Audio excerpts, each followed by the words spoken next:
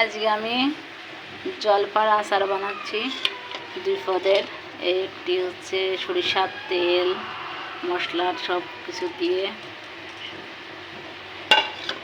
আর একটা হচ্ছে মিষ্টি করে এই যে এটার মধ্যে দিয়েছি চিনি আর লবণ দিয়ে সেদ্ধ করে নিয়েছি। এর মধ্যে আর কিছু দেবো না।